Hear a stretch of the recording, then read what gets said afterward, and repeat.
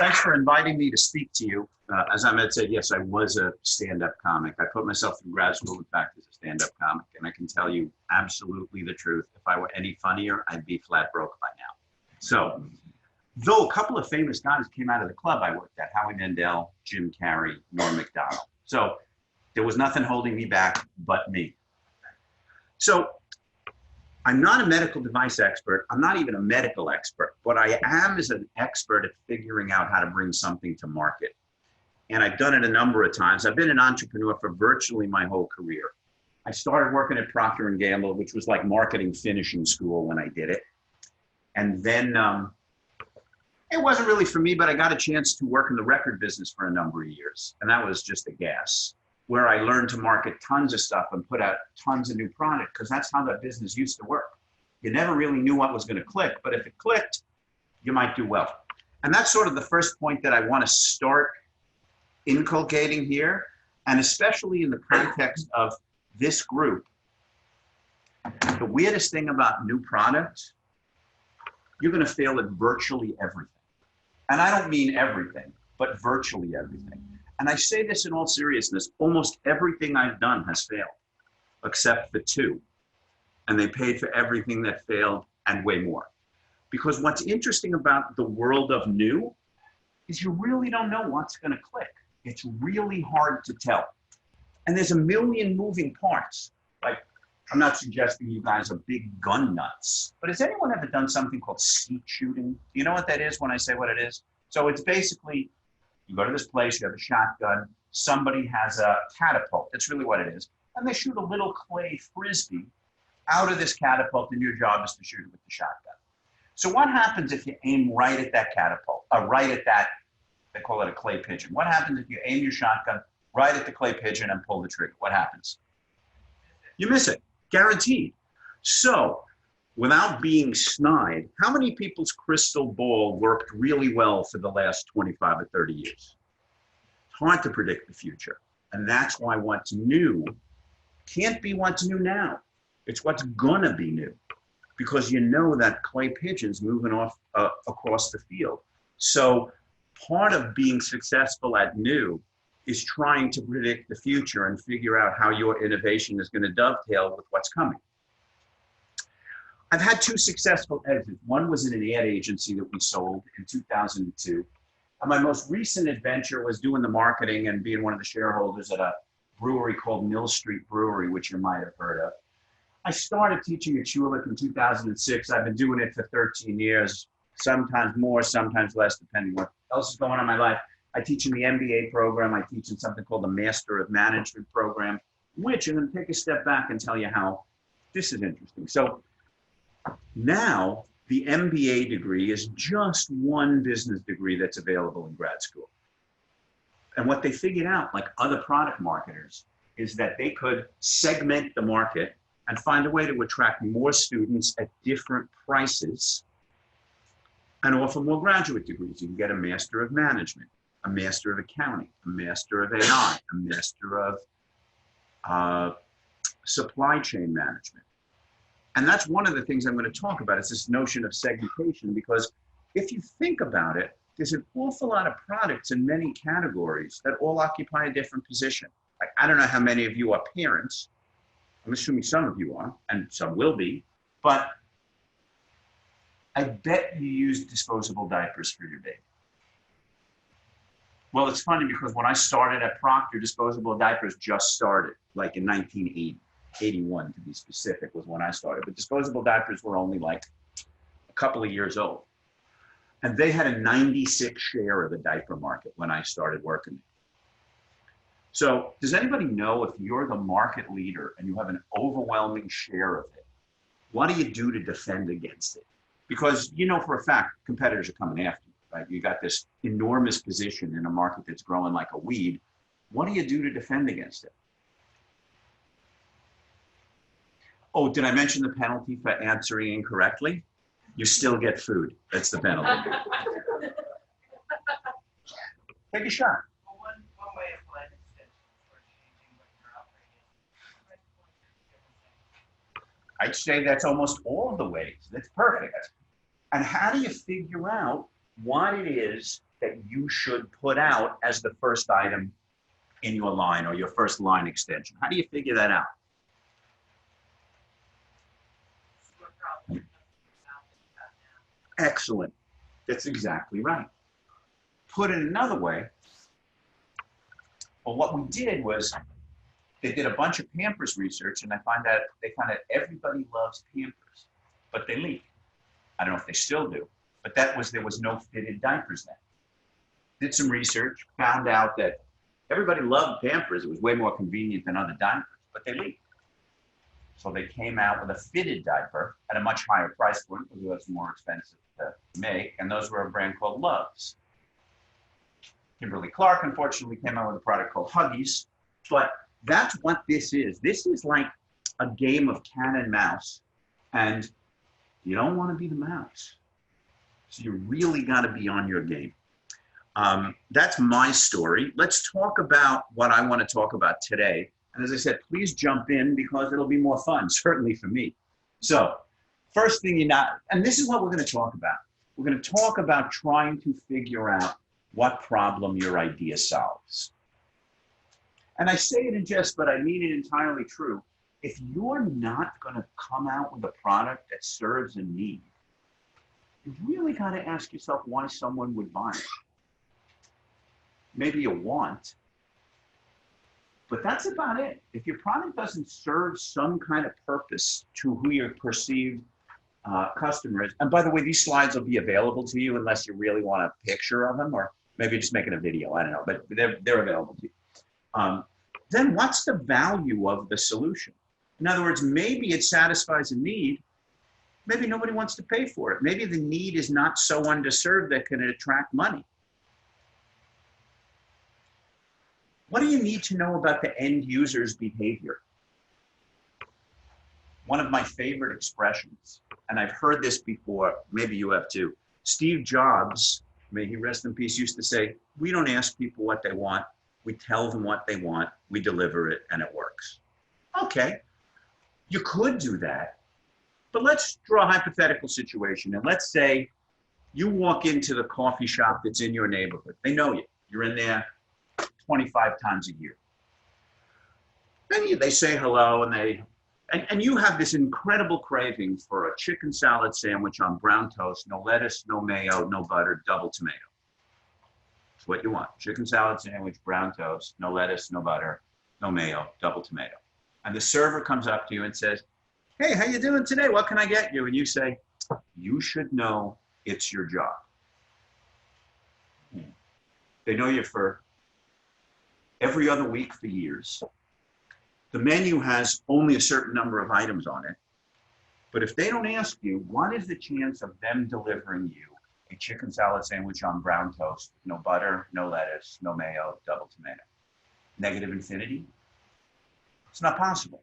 So how on earth are you going to understand what need your product satisfies unless you ask people, what can I do for you?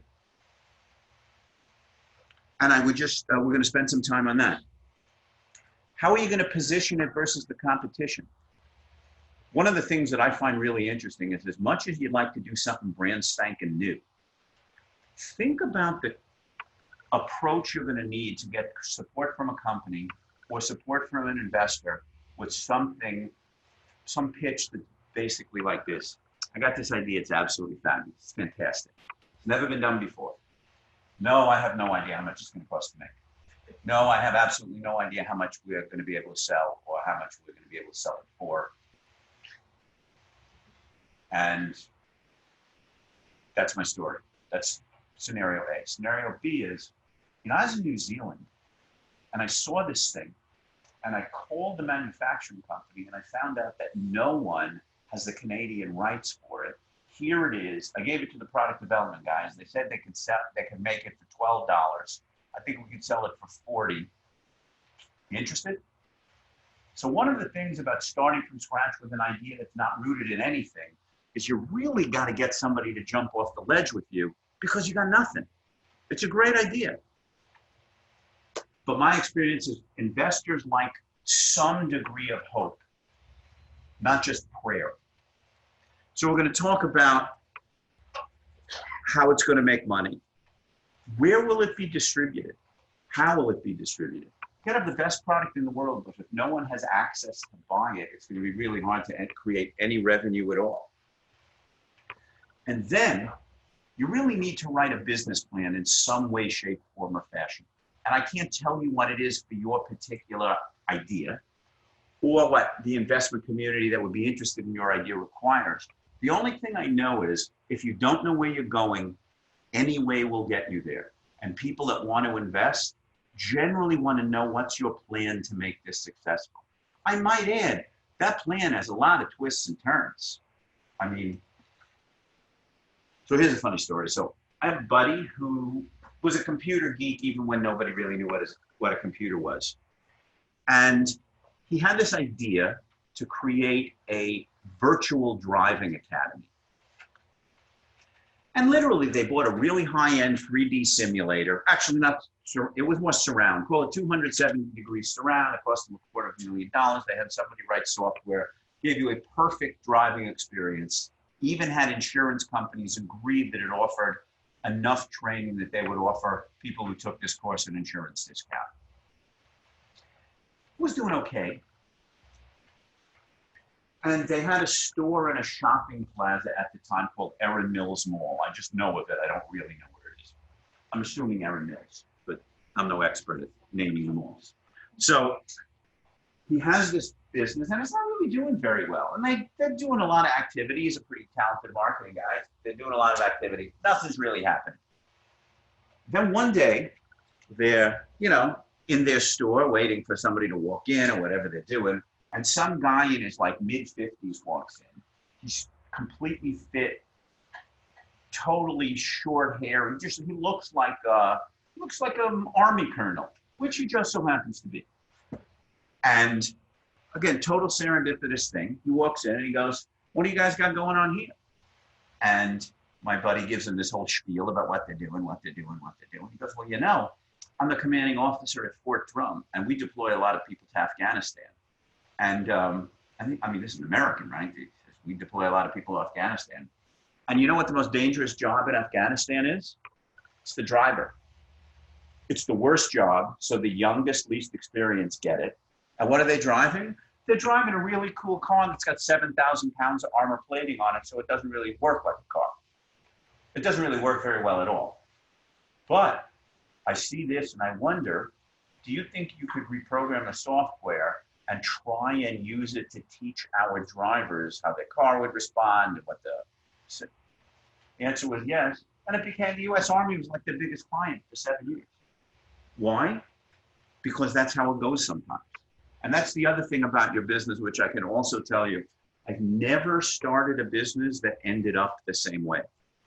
Because like that skeet shoot analogy I gave you, the world's changing all the time. And trying to figure out what's happening is a key part of launching a successful product, because the time you get it out, the change is in progress. So I would ask you that are, I guess that's why I'm here, is to help you commercialize ideas. Who on your team has a pedigree of success in the field you're entering?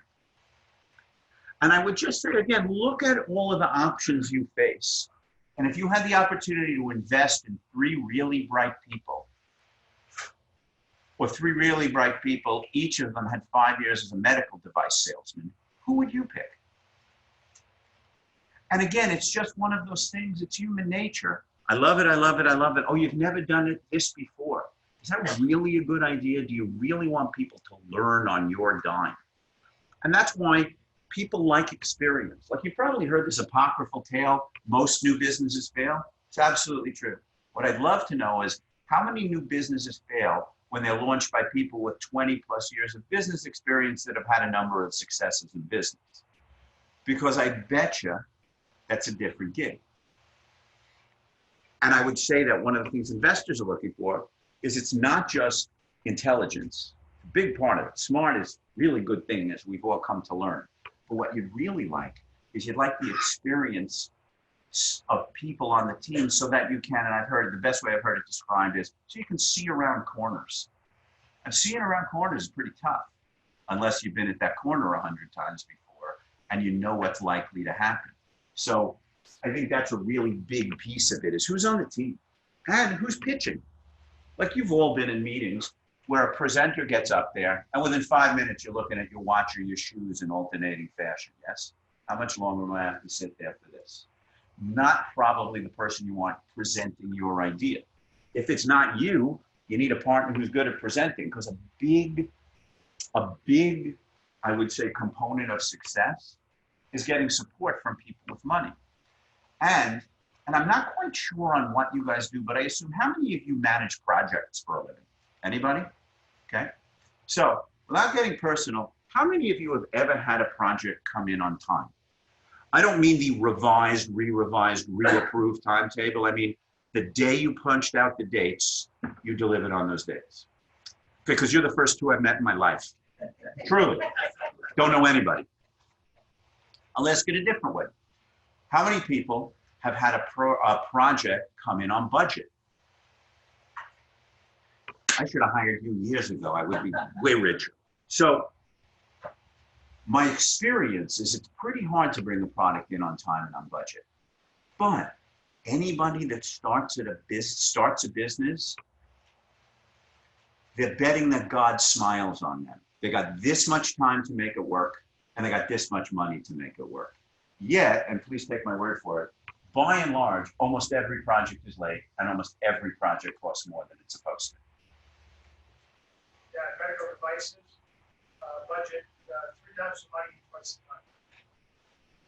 It's like a home renovation. But yeah, I mean, pardon? So we're taking a round the world trip in the winter. We're starting packing now. Well, because we want to figure out how to get in the smallest space. So, plus, we're planners, so the neuroses that come with planning are pretty severe. And then finally, which I'm going to do in the context of the Virgin case, and I hope you had a chance to read it, is I'm going to show you how to try and figure out what the upside of your product is. And I can't tell you what share your product's going to get, but like, you ever go into a restaurant in your neighborhood, it's a new restaurant, and you're sitting there and, oh my God, this guy's making, this is a gold mine. And you sit there and you go, let's say, 30 tables, they do them twice a night, the average check size is blank, food cost is this. I will teach you exactly how to do that in a couple of contexts, so that whenever you're about to enter an opportunity, you can actually figure out what the potential of it is. And they said, these notes are for you. So that's my plan for today. Are there any questions so far? Terrific. Sorry, can I ask you? Of course. For someone who has an idea to commercialize products, but as you just what advice for the person? Is it going out finding a partner who's done this before? I normally just walk around, and now I realize this. I've now been replaced by an instrument panel on the video, so let me just go back. Okay. So what's your advice for someone who has an idea to commercialize an invention that's he or she thinks novel or meets unmet for customer? But it's never done it before, and because of that, they're afraid of doing it. They've never done it before, but they haven't.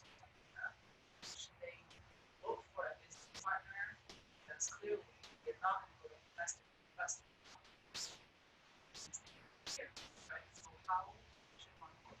So here's my answer, and I'm going to answer it with a question, but I'm Jewish, so I figure I'm the title.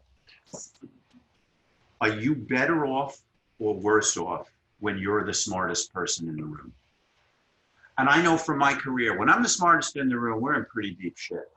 But when I'm the second or third smartest person in the room, man, have I had a couple of good wins.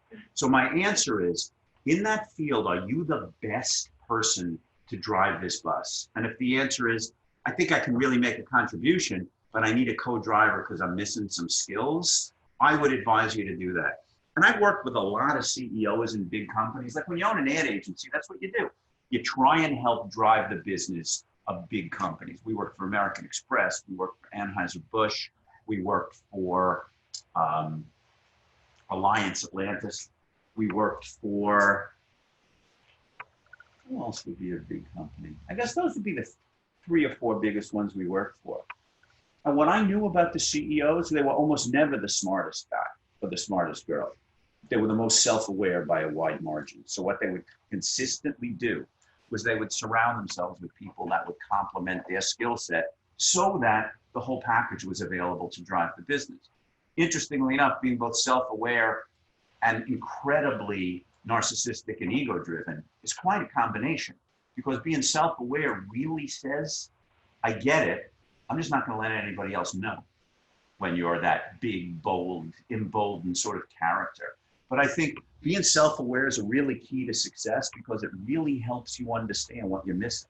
Now, that's not to say learning on the fly is a bad idea, but if you need a couple of $1 million to get going, most of the investment community will think it's a bad idea. And that's not all. Because one of the other things that happens is sometimes the investment or the investor has a, I'm going to call it a level of expertise in that field, and that's what makes them want to get involved. So maybe you can find somebody that's both got money and expertise. And that to me is the nirvana situation, because not only do they want to be there financially, but if they can help, man, boy, do you get a great partner. Anything else? In fact, you know what? So I'll tell you, when I sold the ad agency, I actually did this, but it just occurred to me, I did what I'm just advising you to do.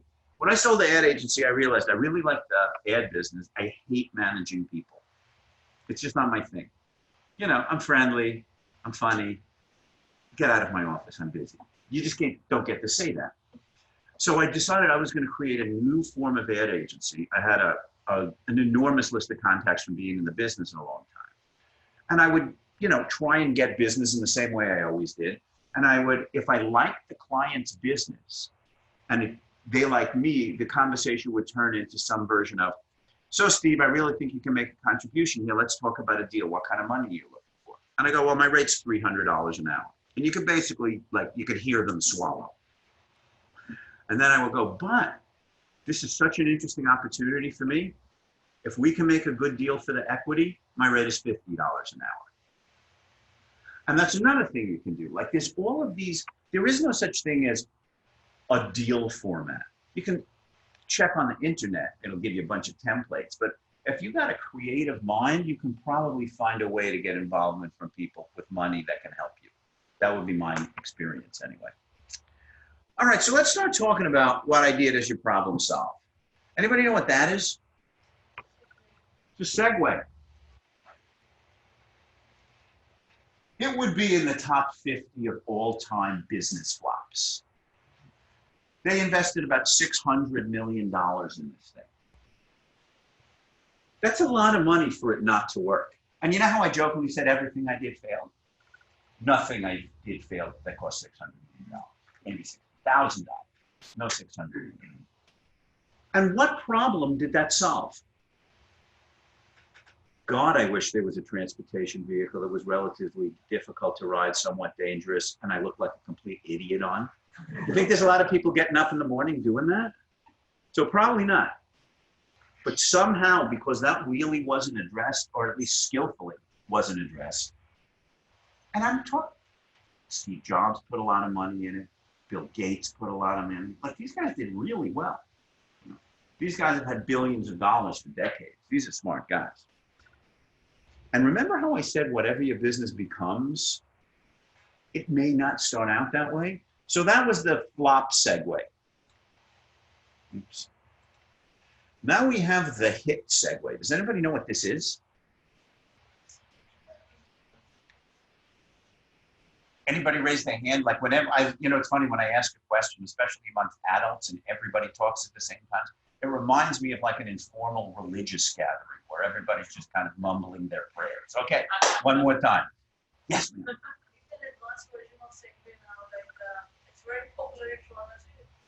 It's everywhere. And what it is it's basically a version of, you know, the bikes on the rack you see in every city. It's the same deal. They're standing on street corners. You've accessed them via credit card. You signed up to be a member of the club. You get on a scooter, you leave it somewhere, boom. And this is working. Like they're going to recoup that $600 million and they're off to the races. Complete flop. Oh, wow. Not bad. And I think that's one of the things when I talk about time and money. Everybody's got their own way of operating. To me, my greatest fear in life was always, I had a great idea. I ran out of time or money. I had to shut it down. And somebody with more money and more time made it work. So that's why I say, even if you try something, give yourself a chance to let the project breathe, because you don't finish stuff much on time and you don't finish much on budget, or at least often. So are you going to be prepared if your idea doesn't exactly work on your timetable to walk away and go, well, at least I tried?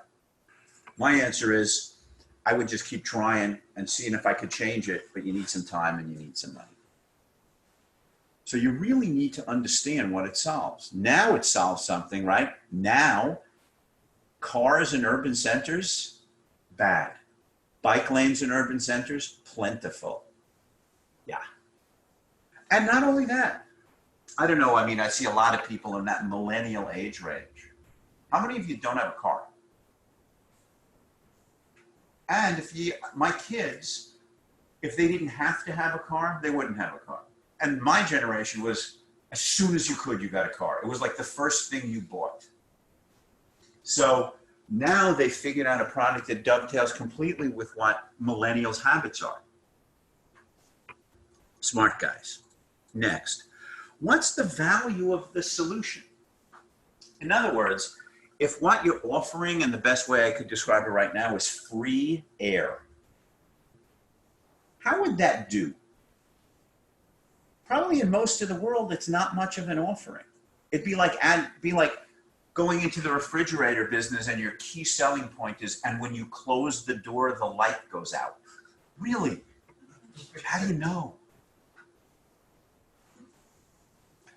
In a more practical and relevant application, look at all of these free things. I was never a Skype fan, and for me, it still works worse than WhatsApp or Messenger, just for me. Maybe I'm just cursed. Skype doesn't like me. But I look and I go, if I want to communicate with somebody, as long as they have a web connection, literally they can be anywhere in the world, and it works. Like, does anybody use WhatsApp for that purpose and go, this sucks? It doesn't. It doesn't even come close to sucking. Not for me anyway. So now, what's the value of Zoom? Why is there Zoom? Didn't it just have a really successful IPO? I think so. Or it's gonna go IPO. But I look at that and I go, I don't get these things. I'm not suggesting someone hasn't found fabulous value and is making a fortune out of it. But I think about WhatsApp and Messenger. I can talk to anybody any time of the day as long as they're on the web. Yes? People can see each other, show things to one another, and record the conversations you use again later. So interviewers are using it, coaches are using it. Actually, that makes a lot of sense. Teams are using it. It makes a lot of sense. Corporate IT departments like enterprise solutions. They don't really like free solutions because they can't control it. That part I get. That's the idea. Yes, that's absolutely true. And I still go back to, so is this really valuable to anybody but those guys? Now that's a big market, for sure. Segmentation. That's exactly what it is. Would I rather be able to charge people to use WhatsApp? Like, I even look at that once in a while and I go, how many people use Spotify? Oh, you guys, how many people use the free service? Okay. So I look at that and I go, it's not going to change their game because they're still losing $300 million a month. So they had one profitable month. If they charged you $1, would you pay $1 for it? There's 92 million of you. That's $1 billion a year. No, sorry, it's 100 million. No, it is. It's $1 billion a year if all of those 92 freemiums paid $1. So again, I still think it's about, if you don't offer enough value or you don't extract enough payment for it, it's going to be hard to commercialize your product successfully. you need to understand, one of the keys to understand value though is you need to look at the value from the customer's perspective. Unquestionably. Not from what you think it should be worth or what it costs you. Those are irrelevant. I totally agree. Except on the financial. So let me ask you this. So how many of you pay for their Spotify? How many of you legitimately pay or are sharing an account with 3 or 4 other people because that's what the business model allows? How many people are sharing an account? Again, I go to you and say, you really don't think they can extract more money from people? They're just not trying yet because they don't need to. As soon as the market goes, you guys need to show some profit. You've been at this for a long time and your cash flow negative in the billions. And I just bring it up because I don't think value is necessarily something that we try to understand very well. I think what we want to do is figure out what's the universe demanding, how do I deliver it? Well, this is a good case of that and precisely. So I told you I was one of the shareholders that did the marketing at Mill Street. So here's the story. And I had a ridiculous amount of beer experience, not just as a consumer. I had worked for Molson. I'd worked for Labatt. I'd worked for Steam Whistle, 16 years in total. I get a chance with that deal I told you about to Mill Street. So I'm a shareholder and I'm doing the marketing. And I get there and they have this 220 milliliter bottle.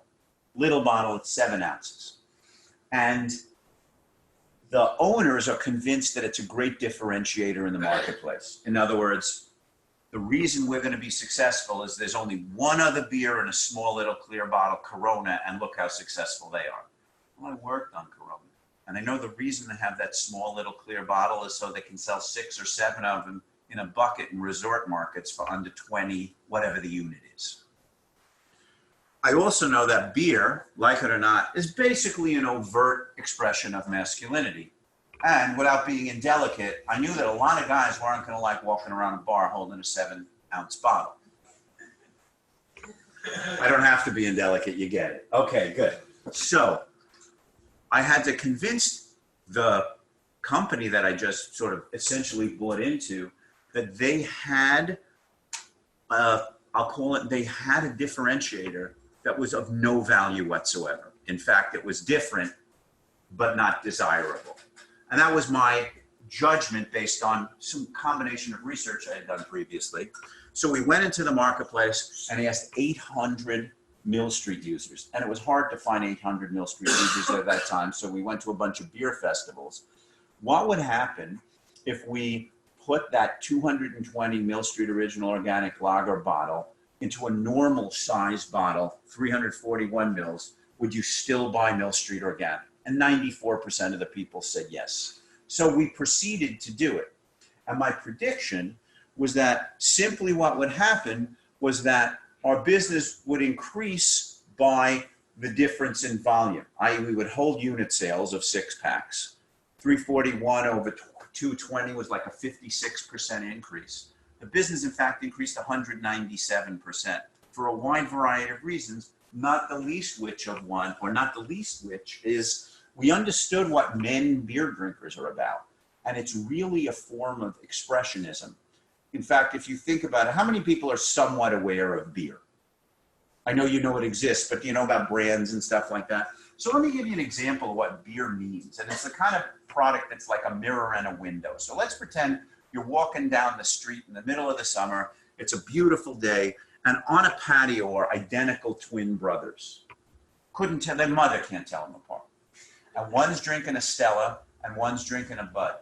Wouldn't your conclusion be they're totally different people despite the fact they're identical twins because of their beer choice? There's not a lot of products like that, but you really need to understand what your product means to people. And again, I'm not a medical device guy, but in that world, is it only about the functional benefit? I don't know, I'm asking. Is there something else operating besides the functional benefit?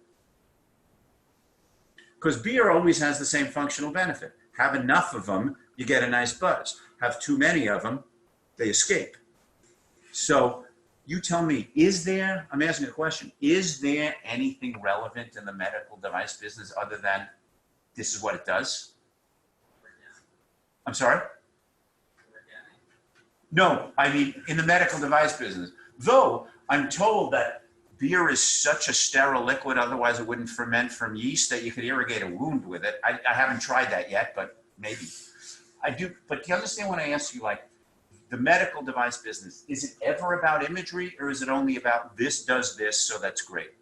I think a portion of it is still imagery. Like, I'm in sales, and I find one question that asks is like, who else is using it? And then when they know the certain profiles of the other people who are using it, then that can influence their decision. So it's like, oh, if this person's doing it, then I'm going to associate myself with them. So yeah, It's not okay. the best, No, but that's something. Thinking of the patient, but sometimes that does definitely gets brought up. So I think the profile is associated with that. Interesting, I didn't know. But as I said, I bring this up because you really want to know what the end user's behavior is like. Even though what we actually did, we went from there's one other bottle in the marketplace to there's hundreds. And that was, it turned out, a smart move because the one offered a benefit that wasn't interesting to people. So especially because of your comment about imagery, and I think it's worth exploring, is this concept of marketing called positioning. And what it really relates to more than anything else is how does the functional benefit and the imagery line up? And what's important? So let's talk about two pretty functional products. They're both wristwatches, a Timex and a Rolex. They both perform the exact same function. They have the same parts, though in fact, my understanding is Rolex makes way more mechanical watches still, but Timex doesn't make any mechanical watches. So why are they different?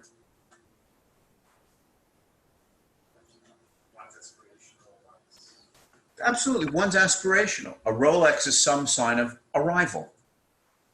Timex is a sign of, I need to know what time it is. That's true.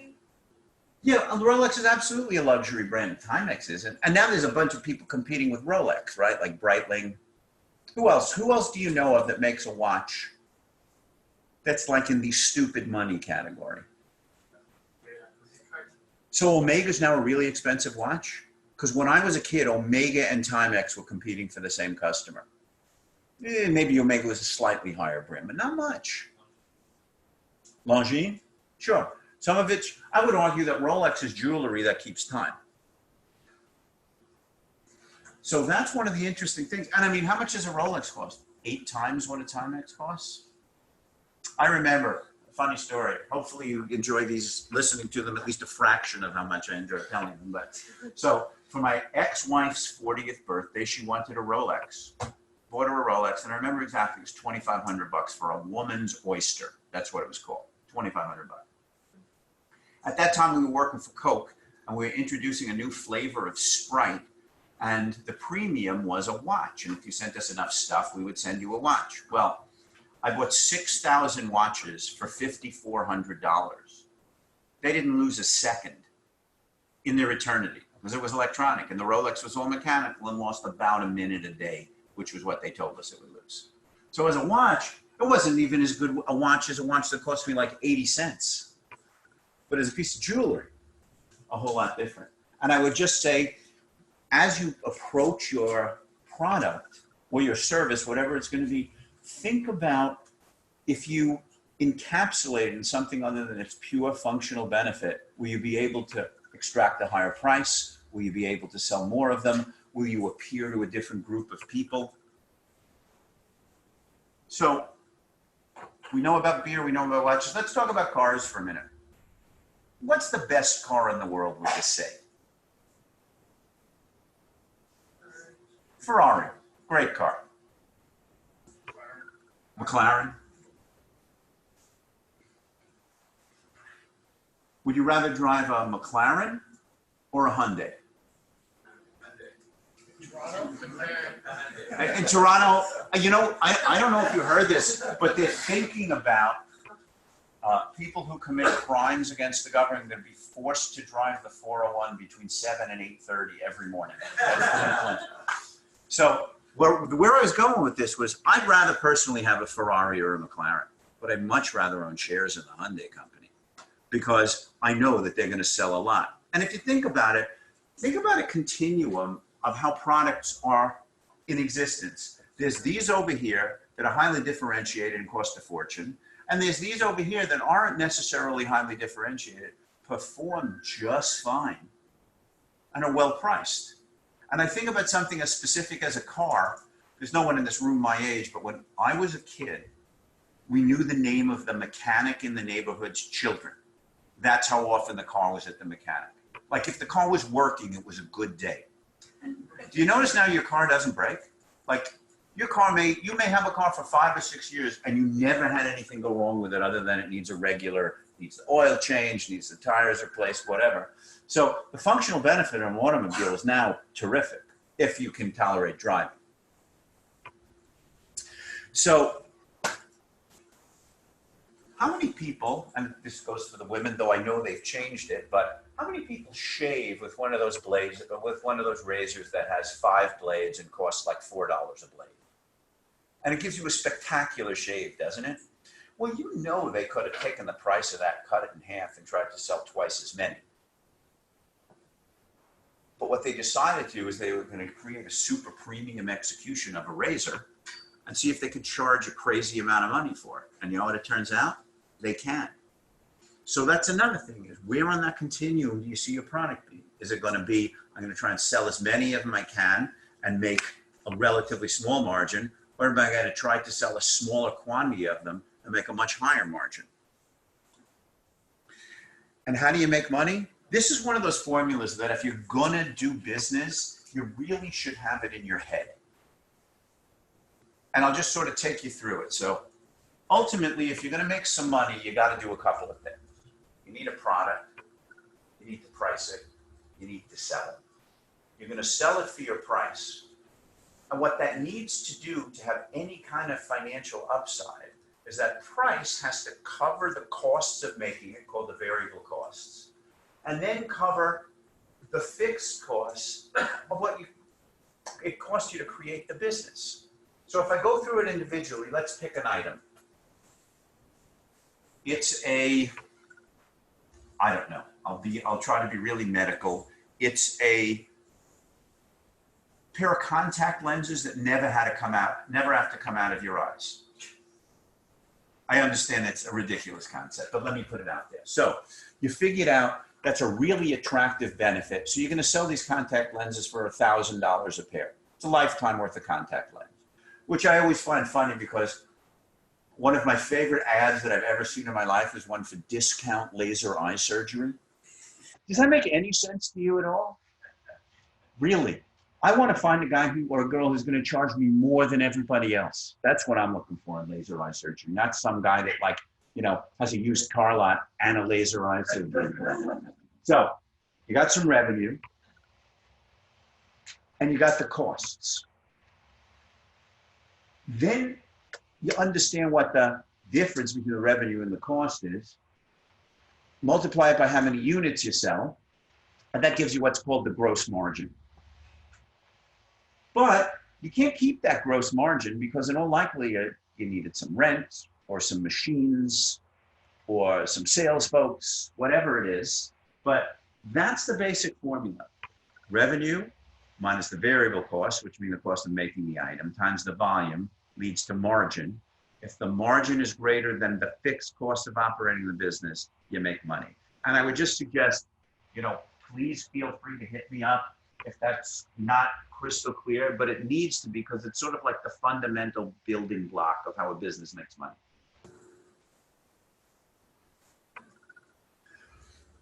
So if you remember, I kind of started off with this concept of if you can't buy it somewhere, you're not going to sell any.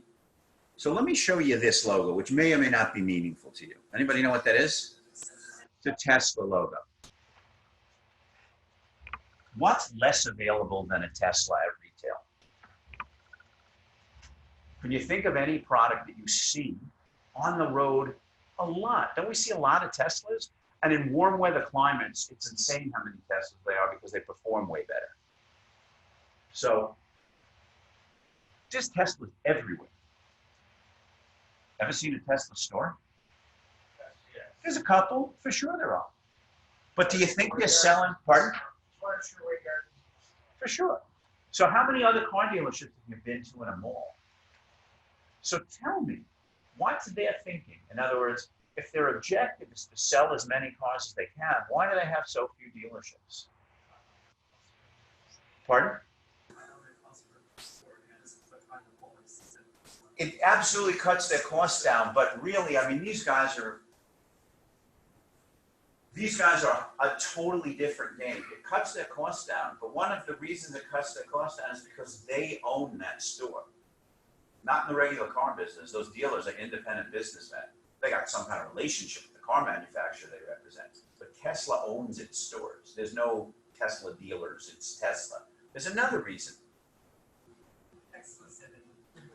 Absolutely true. It's hard to find people want it. There's yet another reason. Controls of fixed costs. For sure it does. For sure it does. They sell virtually no cars out of those stores. It's all on the web. So imagine, think about the process of how you're going to do this. You decide you want a Tesla. Or maybe you just want a, oh, right, I got to stand here. You decide you want a Tesla, or maybe you just want an electric car. So you do a little digging. And if you want a Chevy car, you want a Volt, probably a couple of thousand places in North America you can go test drive one. You want to test drive a Tesla in Toronto? I only know about the Sherway one. I'm sure there's others, but it's not like there's a Chevrolet dealership every corner.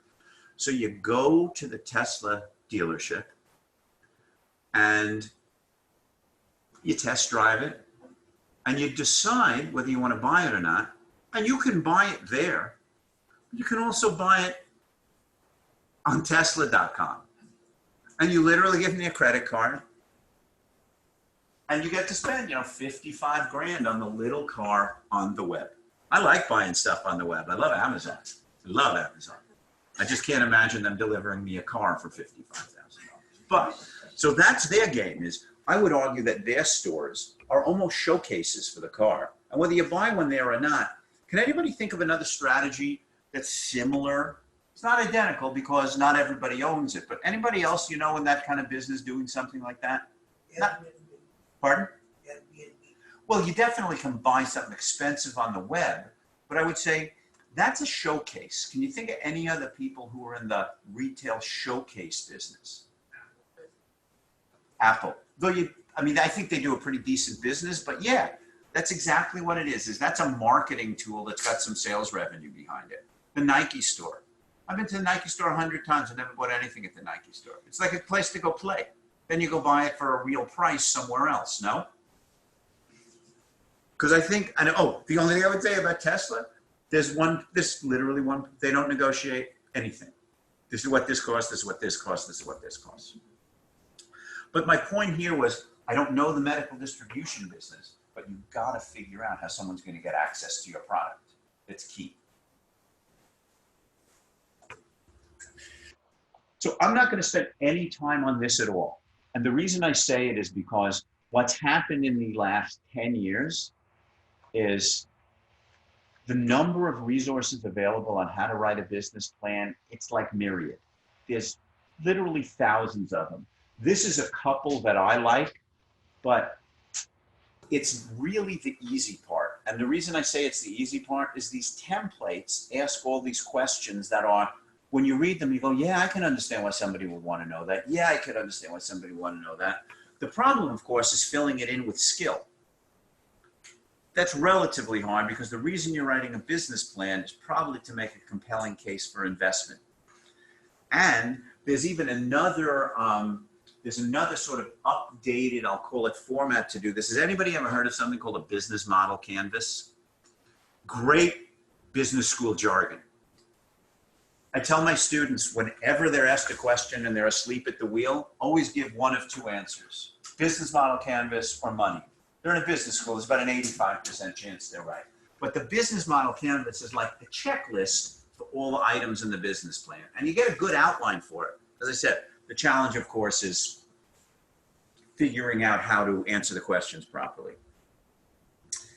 I alluded to this at the beginning, and I would just say once again, whenever you get a chance to try and pitch someone on your idea, try and think about why they'll put their money on you. Because one of the things I know for a fact is there's way more money than there are ideas that attract money. I mean, literally. How many billionaires do you think live in Toronto?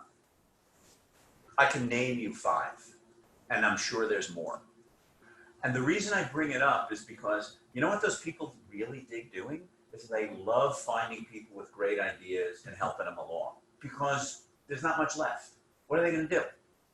They have more money than 100 generations is going to spend if they're reasonably careful with it. So what they like to do is they like to find new opportunities and help people along and do them. And I would just say, I would always think, it's much like what you said. It's not about what you say, it's about what lands on who. And I think it's really important to understand, just like you asked the question, I said, if you really are missing something on your team, it wouldn't be my first place to go. Because I would say, how are you gonna do this? Or if I really liked your idea, I might in my network find somebody that's an expert at what you're missing, and I would go, hey, why don't you see if you can work with this person and see if that works for you? But I really think it's important to ask an investor or not to ask an investor for you to learn on their dime. It's just a much less attractive proposition than here's a handful of people that have done this before and they'd like to do it again. And you know you need some technical expertise. You know you need some industry expertise. I think success breeds success, but what it really breeds is a willingness to fail. Anybody an NBA fan?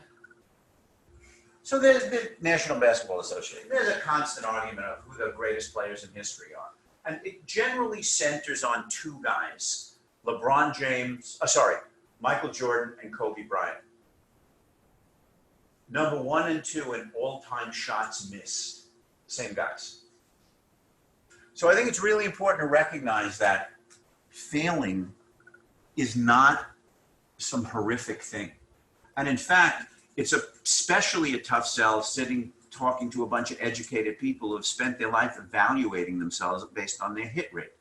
If they got 6 out of 10 on the test, they did crappy. If they did 9 out of 10 on the test, they did great. I absolutely swear to you, if you get 2 out of 100 and they're the right 2, you can do fabulously. So that hit rate thing is, I think, a little less relevant in the entrepreneurial space because you're going to fail. Hopefully not on your last one, but it's just impossible to get them all right. And what we're going to do, and it's time to break, what we're going to do about this version case, as I said, hopefully you had a chance to read it. You guys were at least mildly cooperative in terms of discussing that. I'd like to have some more input if I could. But what we're going to focus on in the virgin case, and I'm going to show you how to do it, though there's no board in here. Can we fix that? Can I get an easel and a marker or something? I will show you how to figure out whether they should enter this business or not. So I don't know, how long the break do you want to take? That was the hour you asked for. What should we do? Again?